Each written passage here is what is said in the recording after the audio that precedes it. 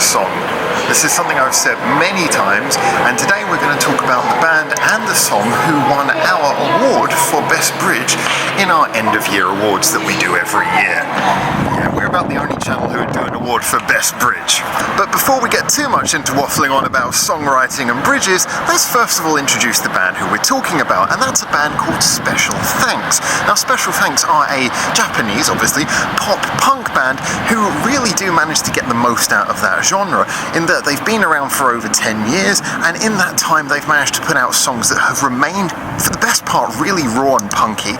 They've kept that pop sense of fun that makes pop punk kind of a very inviting genre, and also have managed to really infuse us all with a level of musicianship that is seldom seen in anything with punk in its name, unfortunately. And I do say that as someone who is actually a fan of punk music. I like most genres, but the thing is that often when you get bands who are doing raw, energetic music, they do sometimes leave out the nuance. Not these guys. Now, usually I've been talking about a lot of the covers they do, because of recent years they've been putting out a lot of covers on their YouTube channel. Nice idea. However, I haven't really spoken much about their original music, and when this came out, oh boy, suddenly I had a reason. Because this isn't just well played, it's a very clever song. SpecialThanks' new song, which is rather ironically called Something New, starts in a rather normal way with the guitars charging along, then you get a really good fun verse, and then you get a pre-chorus that has the almost punk mandated whoa-ohs, but at this point hasn't really broken any new ground. It's just been kind of really good fun pop punk. And then we get that chorus. The chorus is good. The chorus is catchy, goes double time drums. Again, everything about this song is just good quality pop punk, but maybe wouldn't break any boundaries or invite anyone in who wasn't otherwise already into the genre. I was enjoying it at this point. I was thinking this was great, but I wasn't thinking this is a song that's going to really have me coming back for more. Then the bridge did, as I say, what a bridge can do, and made the song. Sorry, I can't be up here and not talk about how beautiful that skyline is. So what was I talking about? Ah yes, the bridge. Alright, so what does this bridge do?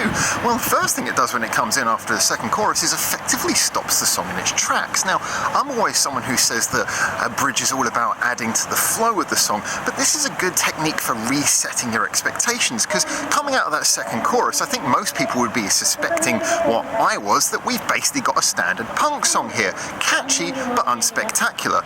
Well, what it does next is, like I say, break things down and then come back in with a much slower tempo, mid-tempo, heavy guitar riff, really dirty. None of that sort of pop sheen anymore. And then that is soon followed by a really thumping beat that comes underneath. Now, this manages to maintain that feeling that we're in an energetic song, but now the energy is being delivered in a totally different way. You've gone from bouncing around to this slow headbang to this dirty, gritty beat. And then the slow, clever shifts start to come in. Because remember, this is all about ramping you back up to the last chorus. So what it does is it maintains that tempo, that slow tempo, but now gets rid of the riff and goes into a somewhat anthemic sung part. This is where you start to get the feeling come back into it. And from this reintroduction of melody, that's where things slowly start to build back up. The tempo slowly starts to come back in, the guitars slowly start to return, and the melody slowly morphs back to the one of the chorus. In fact, saying that there's a clear line between the bridge and the chorus is rather difficult here. I had a bit of trouble giving this Best Bridge of the Year award to this song, partly because of the fact that I wasn't really sure where the bridge ended and the last chorus began, and I think it is somewhat subjective to opinion, but just the whole process, the whole way it melds through from that complete left turn all the way back to the final chorus, to me is just a demonstration of how to do a bridge well. I mean, yeah, there are different types of bridge, but taking the conventional one that goes between the second and third chorus and ends your song, this is how to do it. This is an example of how to reset people's expectations halfway through a song, not have them thinking that they got it all worked out, and then wind them back up to the last chorus in a way that actually makes that last chorus feel more impactful than any of the ones that came before. What felt like a standard punk chorus before now feels like the epic anthemic conclusion of the song. So for me, I thought this was an absolutely brilliant little blasting song, and it shows what you can do with a simple simple genre, if you're just clever, if you know the techniques. There's no technique in this song that I would say, no writing technique that anyone would go, oh wow, that's the first time I ever heard that. It's the way that they compound everything together to create a song that is so much better than the sum of its parts.